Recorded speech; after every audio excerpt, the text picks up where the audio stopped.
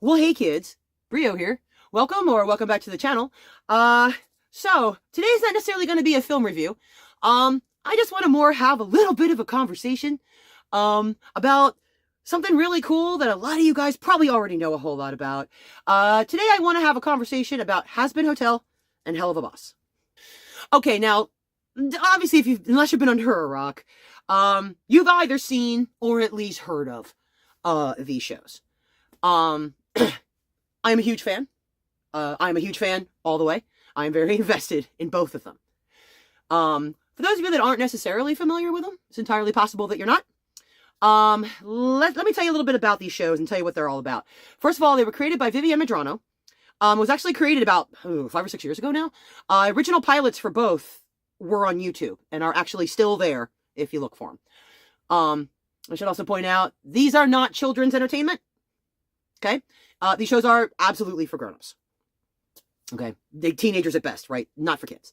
So let's talk a little bit about these shows. So if you haven't seen them, you'll kind of know what I'm talking about. So, Hazbin Hotel, takes place in Hell. Taking place in the Pride Ring of Hell. There are 7 rings of Hell. Please refer to Dante's Inferno as a textbook for the following lecture. So in the Pride Ring, we are following a character called Charlie Morningstar, and Charlie Morningstar is the daughter of the Morning Star, Lucifer Lightbringer, right? Ruler of Hell. Everything is happening in Hazbin. It's all in the Pride Ring, and what's happening is that Heaven apparently has issues with the numbers in Hell. I guess worried about a war between the two, so they want to keep it even. And I guess more people are going to Hell than are going to Heaven. So once a year, they send down a group called the Exorcists, and they basically just got a massacre throughout the Hell. And I'm assuming it happens in all the rings, but we see what's happening in Pride. The pilot starts the day after an extermination, in which Charlie Morningstar's kind of had enough of this. She has the great idea to start this program where she believes that everyone is good somewhere deep inside and that souls can be redeemed. And that maybe there's a path out of hell that you can go to heaven. So maybe this whole thing wouldn't be necessary, right?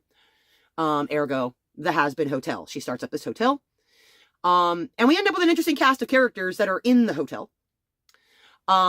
We, of course, have, and everybody knows who it is, Alistair. Yes, Alistair, who ends up becoming her concierge. And whole story with him. We have a character called Angel Dust.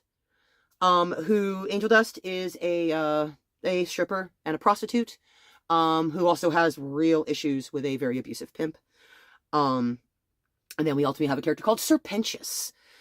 This great steampunk kind of character. He's great. He looks like it's from the Napoleonic period. I can't decide. And along with them, with Alistair, comes a little character called Nifty. Personal favorite. Love me some Nifty. And then, of course, the bartender, Husker. Husker is great. Okay. So these are our primary cast of characters. We do ultimately meet Lucifer. He comes in later. And it's just, her trying to make this work, right? She tries to negotiate with Heaven to put an end to the exterminations. They try to find a way to allow souls to be redeemed. There's problems in Heaven, too. They got their own problems. Heaven's not as cool as you think. So all of this is happening, right? And it's a musical. Yes, it is. One of the best things about this is not only is it a musical, but there are a massive list of Broadway performers that are in this thing, voicing characters.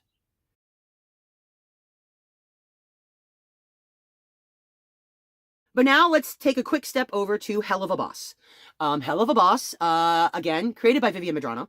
And in this case, the show is still taking place in Hell, but it's in a different ring. This is taking place in Wrath. Okay? Again, refer to Dante's Inferno for a map. So the things happening in Pride are not related to the things happening in Wrath and vice versa. This is a completely different part of Hell. These characters don't know each other. In this one, we're following an imp character called Blitz. The O is silent. And his little team. The imps are a very put upon race of Hell. Yeah, there's levels of elitism here, and there's levels of racism here. There's a lot to relate in the real world, and it doesn't take long to figure it out. It's right on the surface. But he's trying to make his own way. Okay, he is trying to make his own way by creating this business, which is IMP, the Immediate Murder Professionals. Yes, they're assassins for hire. And one of the biggest things that's going on in Helluva is there is a relationship that is covered quite extensively between Blitz and his lover, who is Prince Stolas of the Ars Goetia. And the Ars Goetia, of course, are nobility in this ring. And all the complications that kind of go with that. Some of it's hilarious. Some of it will just break your heart. And it's a musical! Right? So one thing these two things both have in common. They're in hell and they're musicals. And again, really amazing voice talents in Helluva as well. So this is the general, here's what you're looking at, okay?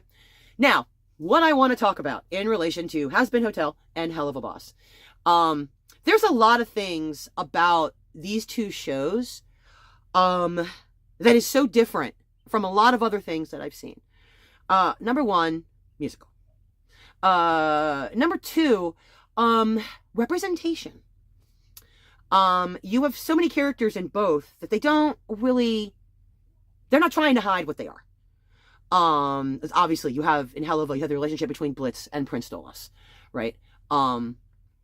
You have in Hazbin, Charlie Morningstar, shares the hotel. She runs it with her girlfriend, Vaggie, who, spoiler alert, is a fallen angel. They don't find that out right away, though. But there's so much that's going on in the representation. The characters, if you look in the character Bibles that Viv has put online, you can see that all of them are represented in a certain way. Like Angel Dust, come on, okay? And Alistair, who is actually kind of officially listed in the character Bibles as being Arrow Ace. In Helluva Boss, you also have, Millie and Moxie, who work for Blitz. And if I'm correct, I believe Moxie is supposed to be bisexual. So, and they don't have any problems with this. It's just part of what they are. It's not part of the story that that's what they are. It's just that's what they are. And it's just not ignored. I like representation. And one of the things I have noticed in the fan base for this show, cosplays, AMVs, fan fictions, fan art, people have really glommed to these shows, to these characters and to the stories that they're being told about them. A part of it being because they can see themselves. Do you know what I mean? Representation matters, kids. And you don't always get that. Another thing to keep in mind too is that Viv does not actually follow biblical lore like one-to-one. Like some of it is absolutely there. But in other cases, she's kind of taking a bit of a variation off of your standard biblical stories. So this is not like a straight up, the tales of creation to the modern day. She's taken some of the characters and altered them. She's taking some of the situations and flipped it. So it's not exactly like watching the Bible story. Okay. She has her own take on it. Which I like. And now coming back to the music part, really good stuff. Okay. Not every song is a number one, but you can go to like YouTube Music, Spotify, whatever music programs you use, and there's whole soundtracks for both series. And you can actually listen to the songs before you watch it. Personally, I would say just watch the series like going to a musical and just see it all right there. Okay? Because the songs are great, but they make much more sense in context. Most of us was a really big deal when they released, 2 Angel Dust songs, Addict and Poison, that were both kind of released like ahead of their episodes. Both of these songs are great. Okay. Both these songs are amazing. But once you see them in the context, it makes more sense. Okay. Not everything from a musical needs to work on its own. But yeah, that's kind of my thing. And you see a lot of people that are, like I said, doing the cosplays and the fan fictions and the fan art.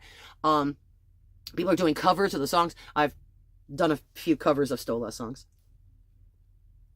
I am the mastermind, the master of my fate.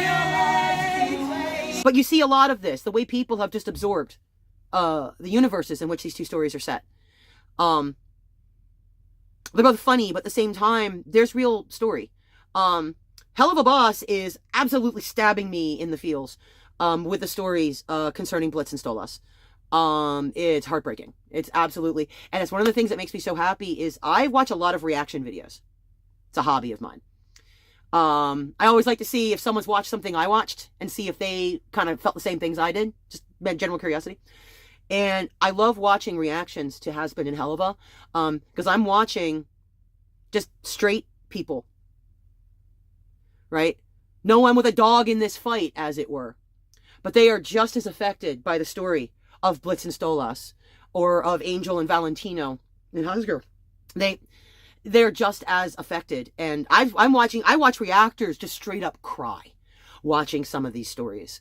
And I think that's good storytelling. That you forget it's a cartoon. You forget that they're in hell. You forget that some of these people are bad people, right? And then you're like, oh. And I like that. It might not be for everybody, and that's fair.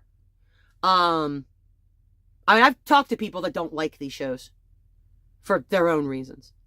And I've talked to people that can't watch these shows for reasons. There can be triggers. Okay? So I won't make that up. Episode 4 of Hazbin Hotel. Yeah, that's a hard one to watch, guys. That one's hard.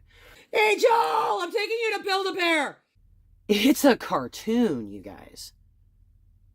And I think I've seen better representation. I've seen better storytelling. And honestly, like I said, the songs. It's quality. It's really quality. It's not just some crappy, 2D computer animated cash in. It's good. There's some beautiful moments of animation in this thing. Some beautiful moments. I